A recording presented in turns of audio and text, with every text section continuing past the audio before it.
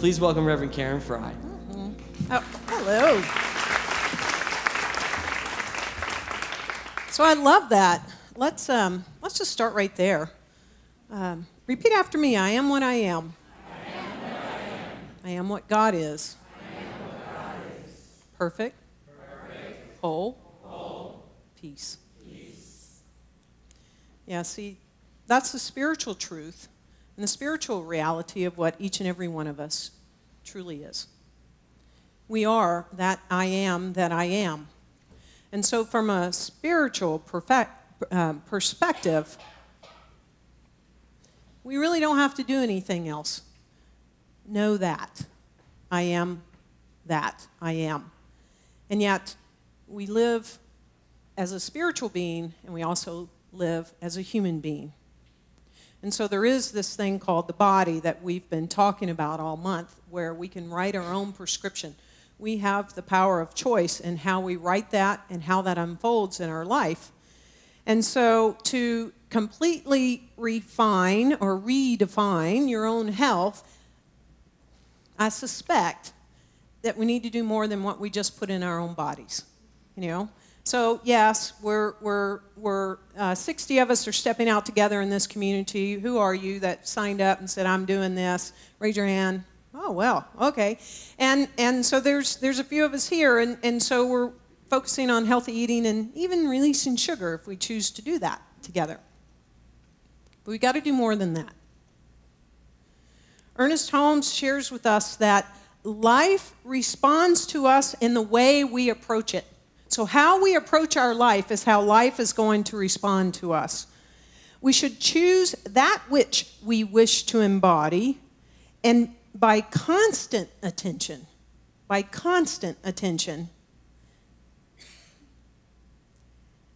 to it, take on all of its characteristics. So it's our constant attention that we take on all of its characteristics, but we must first choose what we wish to embody. So let us choose to be identified with power, with love, and beauty, with peace and happiness. So we know that our consciousness is the sum total of our mental, our emotional, and our physical states that are operating within the spiritual field in which we are. That's who we are. And we know that what is true is that consciousness is cause. If you've been here for at least a Sunday or two, you're starting to get that consciousness is cause. So whatever impacts our own mental, our emotional, and physical states become causal to our own reality, and it operates through our own spiritual awareness. So what I want us to focus on today is raising our spiritual awareness in the whole enchilada of our life so that our physical being aligns with that. And once we truly align our spiritual self with our physical self, there ain't no stopping us now. And I don't know about for you, sometimes mine gets out of misalignment. It's like, my car, I have to get my tires aligned and rebalanced every now and then. And so we need to bring our spiritual awareness to this thing called the whole enchilada. And what the book of the month focuses on, and if you have not gotten this book, I really encourage you to read it. I'm grateful that it was chosen as our book of the month because that means I have to read it too. And it's brilliant what this doctor is bringing forward for each of us to really recognize and become aware that our mind can heal our body. And so this is Dr. Lisa Rankin that, I'm going to share a lot of information today with you. And what she focuses on in a certain section of the book is that it includes our lifestyle choices. Not just what we put in our mouth, but our lifestyle choices. So if we bring our spiritual awareness to the choices that we make, and they align with what we wish to embody, then the body is aligning with that as well, right? So what are some of these lifestyle choices that we can make? Well, how about the people you interact with on your personal and professional life? That's a choice. You get to choose that. How much creative freedom you experience. How spiritually connected you feel.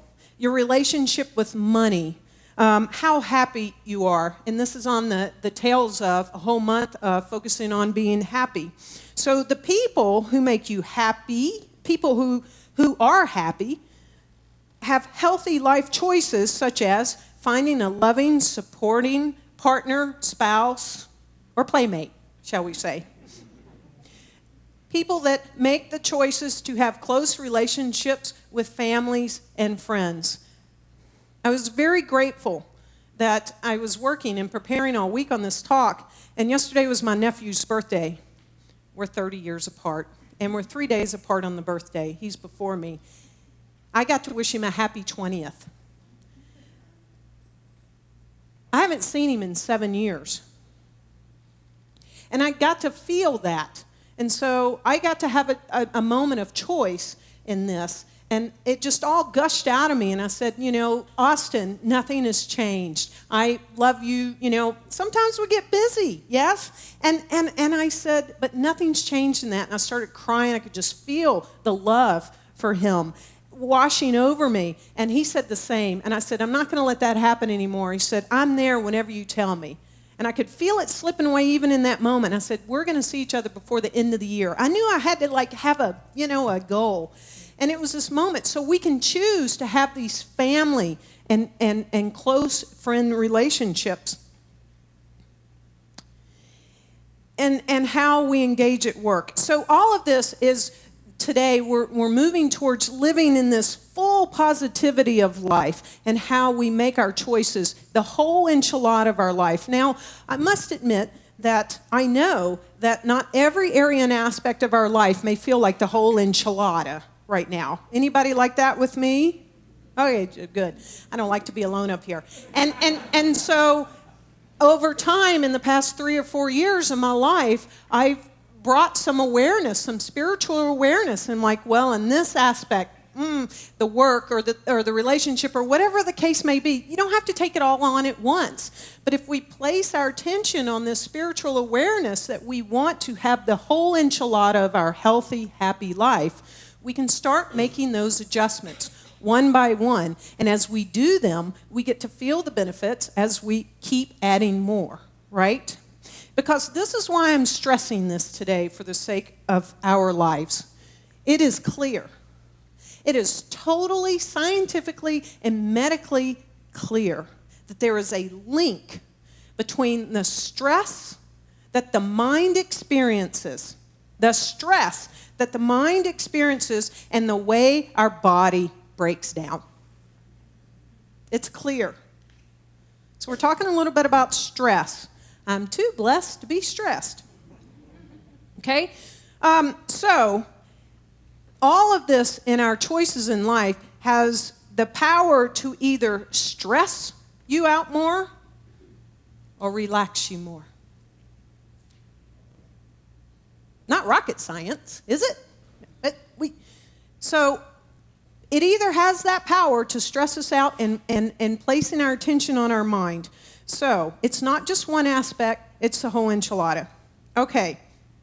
She shares with us that for example, a healthy relationship elicits relaxation responses to the body. So I want you to think of someone in your life right now, garner up that person that you have a healthy, loving relationship with. I want you to get that person in your heart's mind right now. And I want you to feel your body. Is it relaxing? Is it open? It's smiling. The body's smiling. Right. Now, I want you to get someone in your mind. I bet you've got one, at least, that you have an unhealthy relationship with. I want you to get that person in your mind and in your heart's mind and begin to become aware of what's happening in your body. You feeling a difference? Albeit subtle? Does the body start to tense up or constrict, or you start holding your breath, or your mind just starts working or whatever? So this can work for us or it cannot work for us. I love how Dr. Rankin goes into this. She says, a healthy spiritual life elicits spiritual life. That's why we're here. Elicits positive emotions like joy, hope, and a sense of oneness. This is her writing. And the relaxation response turns on. So think about CSLDallas right now. Whether you've been here, this is your first time, or you've been here for decades. And notice your body. I hope we got a lot of happy and healthy bodies right now. I trust that we do. She says an unhealthy spiritual life, one in which you feel judged by your spiritual community, fear of punishment of the vindictive God. Some of us have experienced that, right? Or threatened with negative outcomes like going to hell, is bound to trigger stress response. Anybody have that in their background, in the rearview mirror? So here's the great news. Thank God you're here. Thank God you're here. Because here's the great news. You ready? I love this. She wrote this, not me. Individuals who belong to a spiritual community and attend on a regular basis. Just so you know, live 7.5 years longer than those who don't. We get to celebrate more birthdays together. Yes, let's celebrate that. 7.5 years longer. Right? She even says people who are part of a spiritual community, really the ones that bring out the joy and the hope and the oneness, not the...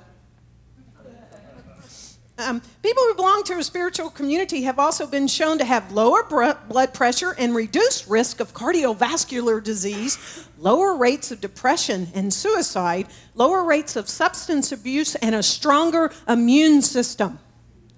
Thank God we're a part of CSLDallas. Tell your friends. It brings down healthcare costs. That's beautiful. So it's a good thing. So, but we can't focus solely on the body without taking into account the health of the mind, right? So our bodies are mirrors of our interpersonal, spiritual, professional, creative, financial, mental, and emotional health. And Ernest Holmes says it really well. He says health, he says them both, health and sickness are largely externalizations of our dominant mental and spiritual states. Right? He says them both. So I ask you right now to just think for a second, what is the dominant mental state of your life? Just, take some period, past year, 2 years, past month. What's the dominant mental state of your life? And what's the dominant spiritual state of your life, right? So really, because the body, here's how it doesn't work. The body doesn't fuel how we live our lives. She says instead, it's a mirror of how we live our lives. It's not the body that creates, it's our choices in our life that creates, it mirrors. Our body is mirrored. And so it's just a reflection of the sum of our experiences and the mental thoughts we maintain. Now, this was so juicy. I just had to bring this in case you don't have the book yet and you're not reading it. So get ready. I'm going to read it fast. But this is all kinds of chemistry about what goes on in our body that we typically don't think about. Okay? So, how exactly does a thought or a feeling translate into physical effects all over the body? All over. You start with a thought or a feeling. Take fear, for example. A doctor tells you that you only have 3 months to live. Or someone injects you with something they warn you will have an unpleasant side effect. Or maybe it's not even that dramatic. Maybe you're afraid your wife is going to leave you, or your boss is going to fire you, or you won't be able to pay the bills, or your dream won't come true, or somebody will reject you because you're unlovable. Any of those? Just you don't have to say anything. Just you have your own list maybe. Your thoughts are powerful. Your conscious mind, which resides in your forebrain, knows you're frightened. But your lizard brain, do you know we all are lizard brain people?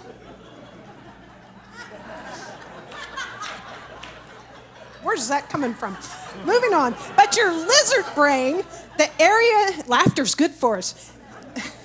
The area near your brainstem that houses I had to practice this, the hypothalamus, can't tell the difference between an abstract fear thought or a real life survival threat. It can't tell the difference, right? Our mental thoughts. Your lizard brain thinks you're about to die, and this stimulates the stress response, setting off the fight or flight mechanisms, activating the HPA axis, flipping on the sympathetic nervous system, shutting down your immune system, and getting you ready to run away from danger. Well, when your body is in the middle of a stress response, your body's, and here's the key, your body's self-maintenance and self-repair functions come to a screeching halt. This is something that happens all the time. We don't even think about it, right? The stress responses are meant to be triggered only very rarely. I got to work on that. The healthy body is supposed to be in a relaxed state of physiological rest most of the time. If you're a caveman living in a happy tribe of people, you would only be expected to run from a cave bear once in a blue moon. The rest of the time, you'll be gathering berries, hanging around the campfire, and making little cave babies. Woo! Of course, our caveman ancestors didn't live very long because of real and present dangers they faced every day. Dangers very largely protected because of our modern luxuries like ample shelter and food. So we're living longer. That's great news, okay? But this stuff is still happening. But modern life has its own perils, the stressors of daily life, things like loneliness, unhappy relationships, work stress, financial stress, anxiety, and depression result in forebrain thoughts and feelings that repeatedly trigger the hypothalamus to elicit stress response. The mind knows it's just a feeling, but the lizard brain thinks you're under attack. She goes on. I'm not going to read all of this because we just got to keep moving. But she goes on and on and on. And she says when the hypothalamus is activated, it also turns on the sympathetic nervous system. That's the flight or flight response, causing the adrenal glands to release epinephrine and norepinephrine, which causes pulse and blood pressure and affect other physiological responses. The secretion of these hormones leads to a variety of metabolic changes all over the body. Whew. I'm not done yet. Whew. She goes on and on about all kinds of blood vessels and stomach acid, and get the book and read it. But basically, your body, what happens is your body ignores sleeping, digesting, and reproducing. No more cave babies, folks. And instead focuses on running, breathing, thinking, and delivering oxygen and energy in order to keep you safe. When your body is facing a physical threat, these changes help to fight or flee the threat. But when the threat exists only in your mind, the body doesn't realize that there is no bodily threat, and over time, when this stress response is repetitively triggered, nature's biological stress winds up actually doing more harm than good. As a result, the body can't relax and repair what inevitably gets ill. Inevitably gets ill if not maintained by self-repair organisms. See, we are this divine being. We are spiritual beings and we're physical beings, but the divine has created this physical being. And there's this natural self-repair mechanism going on in this whole body that we never stop to think about. And it just goes on without us knowing it, like our heartbeat and, all the other things, right? But if there's too much stress response and over and over and over again, how much stress have you had in the past week? Let's just go there. Anybody on the bus with me? Okay, so over and over and over again, then our body is not able to do what it normally does all the time. That's how we're created to be. Organs get damaged, and listen to what she says about this. The cancer cells we naturally make every day, don't be afraid of them, naturally make every day, which usually get blasted away by the immune system, are allowed to proliferate. The effects of chronic wear and tear on the human body takes their toll, and we wind up sick. And that's how it happens, right? But she says it doesn't have to be that way. The body knows how to relax. That's the great news. Our body knows how to relax. When the conscious forebrain thinks positive thoughts and feels things like love, connection, intimacy, pleasure, and hope, the hypothalamus stops triggering the stress responses.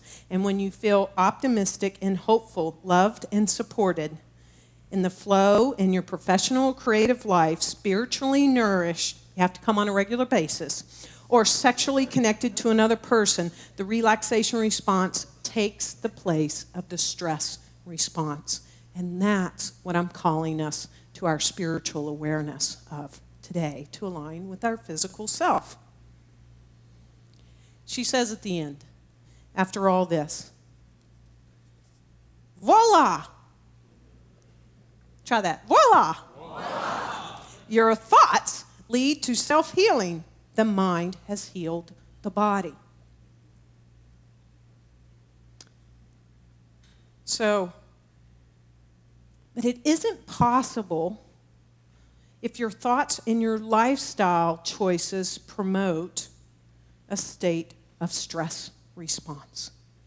The body won't stay in the natural homeostasis. It won't be able to do its thing. Things that are naturally there won't be able to just be blasted away.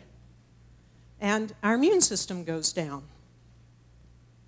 So you've got to trigger the relaxation response and return your body to the natural state. And it will do what it does best. So we have 2 spiritual practices that we teach and practice, and you get lots of teaching when you come into the classes that really teach this. One is affirmative prayer, spiritual mind treatment, and the other one is meditation.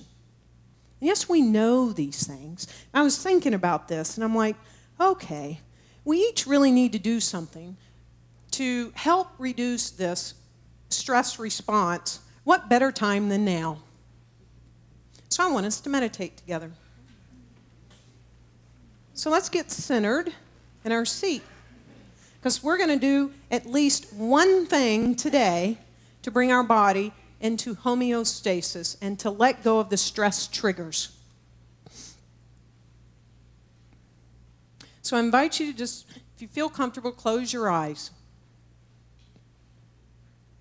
And I want you, as you are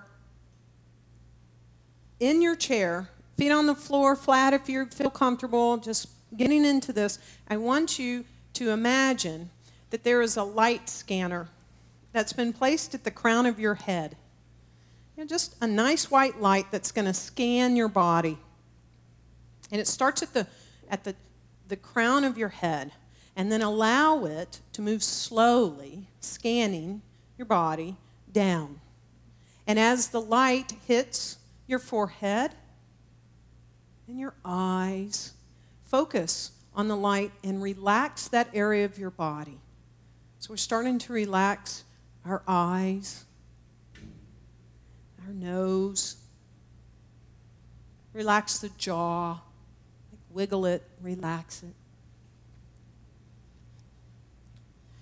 Allowing the neck to relax. The shoulders, you might want to bring them even up to your ears and let them fall. We keep stuff in our shoulders, perhaps. And allow that light to keep scanning slowly down. And at each place, relax. Relax. Until you've moved through your knees and your shins and all the way out your toes. And then I invite you, I love mantras sometimes in meditation because that will allow the brain not to grab hold of a thought. So I'm going to offer you up 2 mantras, and you can choose it or one of your own. Be still and know. So you can take up, be still and know. Or you can take up this month's mantra we're working with, I'm one with God, I'm totally healthy.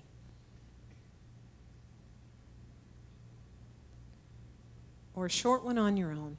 And begin to repeat that inside yourself as you breathe and remain in a relaxed state.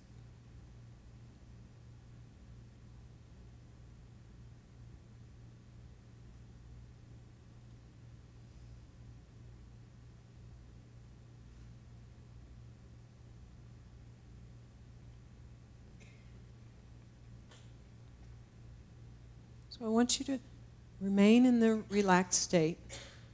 Just stay there and release the mantra. That's all I want you to do is just release the mantra. While we're in this relaxed state, if you already know that there might be something up in your body right now that you want to move through, or you know of a situation or something that's causing stress and tension in your life, in this relaxed state, I'm going to ask a question for your inner higher wisdom to bring the answer forward in this moment for you.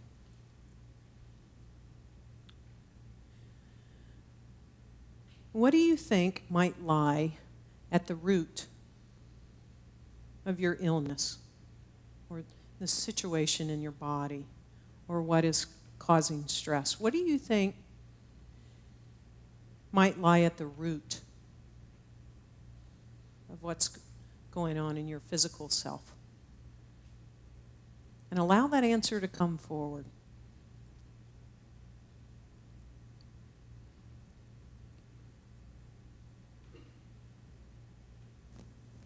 What is at the root of it?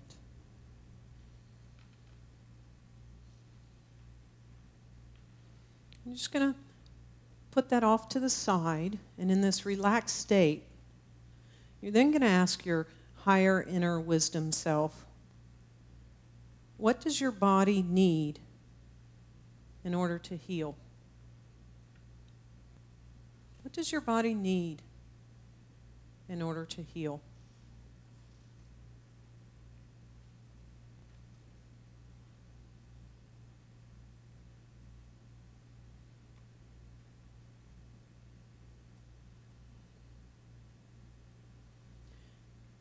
So now I invite you to just start to come back into the space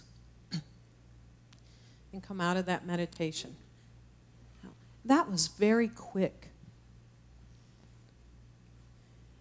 and yet powerful. And I want you to hold on to those answers because Dr. Larkin, at one point in her medical practice, shifted all the intake questions. She used to say, like, what's the pain in the knee and how long has it been going on, et cetera, et cetera. But when she started asking these questions, her patients came up with answers like, well, I need more me time. And so then, what does your body need then? Well, I need to hire a nanny. Or, there's all kinds. So just hold on to those answers. And what I'm inviting you to take up immediately is to move on those answers because we know the answers. We know what area and aspect of our life we can shift or take up.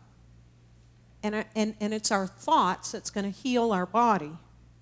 And it's not just meditation that will help to release these stress triggers. We have all kinds of creative expressions and relaxing activities that we can take up in our life. So, for example, I love to take hot baths. And other than some water, it doesn't cost me a thing, right? Hot baths, how about massage or reading a book or laughing or journaling? I just want 4 or 5. Throw one out. What kind of creative expressions or relaxing activities do you do? Dancing? That came too fast. I couldn't grab one. Gardening? Swimming? Bicycling? Being in the woods? Coloring? Kissing? Yoga? Music. Singing. Exercise. So we got plenty. Do we take them up on a daily basis? What's the one or few things that we can do every single day to ensure that our body does what it's naturally made to do and stays in that homeostasis? Right? You know, she did there was a big survey here in America, and basically 75% of the survey said that their stress levels were so high they felt unhealthy. I'm not going to ask you to raise your hand, but we know if we're in that camp, right? And so this relaxation response can serve us to counterbalance the things that might be in our lives until we move through them and make different choices, because we are at cause, and the thoughts that we hold, right? So we all know that love heals. But did you know that it heals not just the soul, but the body? It heals the body. So this desire, she tells us, Dr. Rankin tells us that the desire for connection, intimacy, and a sense of belonging with family, lovers, and friends, it's hardwired in our DNA. And when these desires are fulfilled, our bodies respond with better health. They automatically respond. We don't have to do anything. So as we write our own prescription, this month and continuing on, it takes the whole enchilada, not just one thing. And we are exploring this and going really deep on Wednesday nights, every single Wednesday night. And I'm using the book, and there's going to be exercises. So if you haven't come, start coming Wednesday night. You don't have to read the book, just come, because that's the way, we do this thing on Wednesday nights. It's to go deeper and wider. So join me on Wednesday nights at 7 o'clock. So I just wanted to wrap this up and say the great news is when you find your tribe, you feel loved and surround yourself with people who know your heart and accept you just the way you are. You optimize your body's capacity for self-repair, and it makes your body and your life so ripe for miracles. It's like so ripe for the miracles to come in, to manifest. And as Dr. Peter said last week, to glorify the soul. And that's our mission, Ernest Holmes tells us, to glorify the soul. And so it's our choice. And we can't do it in a stressed state. And our body won't keep up with it either. So bring the spiritual awareness to the physical and write your prescription to perfect, perfect health. And so it is.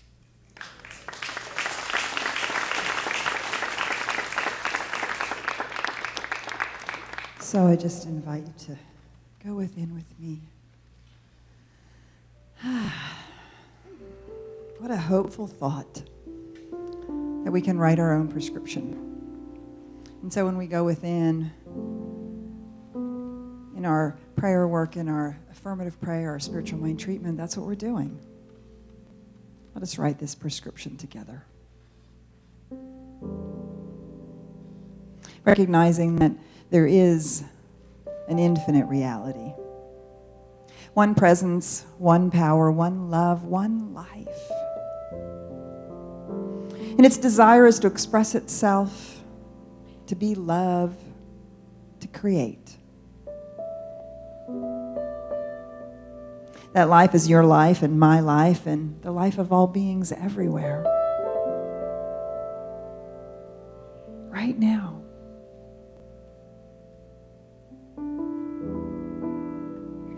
So just breathe that in for a moment. The reality is that we belong in the universe. We already belong to life. We're already connected to the one infinite reality. Nothing can change that. And because we are connected to the One, as the One made manifest, we are connected to each other. Heart to heart, soul to soul, breath to breath. Simply allowing that breath to be the truth of our being.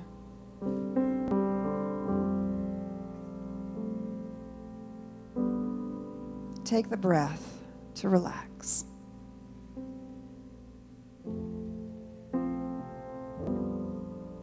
Relaxing into the awareness that this reality, this truth, this love is at the source, at the heartbeat of our being. It is within the very cells of our bodies. It is in our very DNA.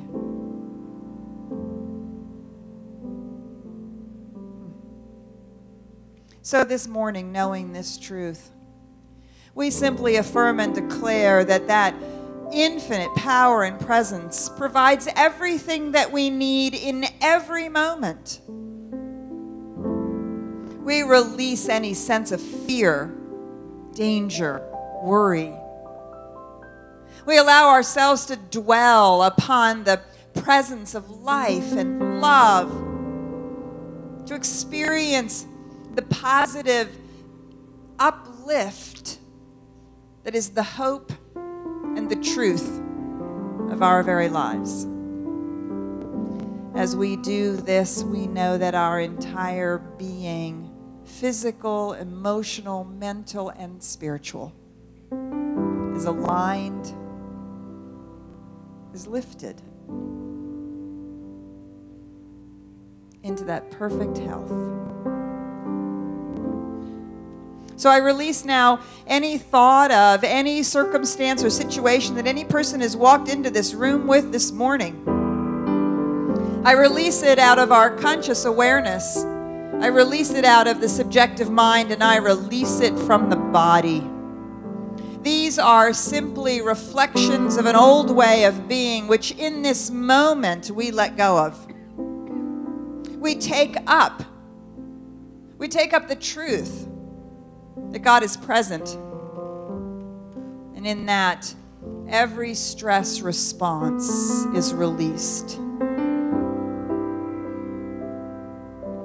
And we affirm that health is restored, energy renewed, and life and love are lifted. In gratitude, we simply affirm and accept this at every level of our being, and we relax into it. Knowing it's so, we affirm it and claim it together by saying, "And so it is."